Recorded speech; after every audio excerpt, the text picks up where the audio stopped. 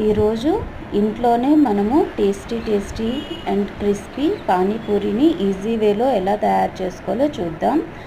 ముందుగా మిక్సీ జార్లో పచ్చిమిర్చి, పుదీనా, కొత్తిమీర వేసి మెత్తటి పేస్ట్లా గ్రైండ్ చేసుకోవాలి. ఆ తర్వాత మనము ఆలూని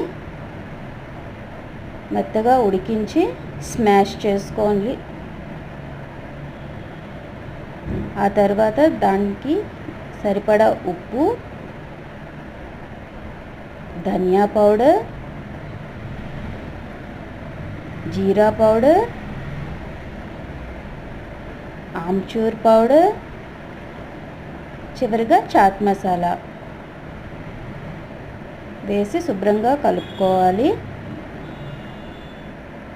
అదంతా శుభ్రంగా మిక్స్ అయిన తర్వాత మనం దాంట్లో కొద్దిగా ఆనియన్స్ని మిక్స్ చేసుకోవాలి.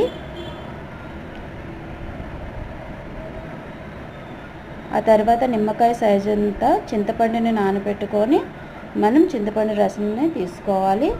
అందులో రుచికి సరిపడా సాల్ట్ని, అదేవిధంగా ధనియా పౌడర్ని, జీరా పౌడర్ని, ఆమ్చూర్ పౌడర్ని, చాట్ మసాలాని కొద్దిగా యాడ్ చేసుకోవాలి.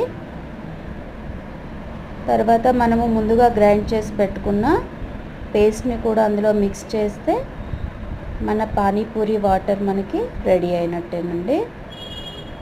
ఆ తర్వాత మనం పూరి కోసం ఆయిల్ని వేడి చేసి మన పూరీని డీప్ ఫ్రై చేసుకోవాలి. మనం పూరీని కొద్దిగా క్రిస్పీగా కావాలంటే ఇక బాగా ఫ్రై చేసుకోవాలండి. చూసారా ఎంత బాగా క్రిస్పీగా పూరీలు ఫ్రై అయ్యాయో. అదేవిధంగా స్టఫ్ కోసం ఆలూ పేస్ట్ రెడీ అయింది. గార్నిష్ కోసం ఆనియన్స్ ఇంకా పానీపూరి వాటర్ కూడా మనకి రెడీ అయిపోయాయండి. ఇంకా మన పానీపూరి రెడీ అయిందండి. ఇదే విధంగా మనము ఇంట్లో ఈజీ వేలో టేస్టీ అండ్ క్రిస్పీ అయిన పానీపూరిని ఈ విధంగా రెడీ చేసుకుంటే చాలా బాగుంటుంది. పిల్లలు కూడా చాలా ఇష్టంగా వీటిని తింటారండి.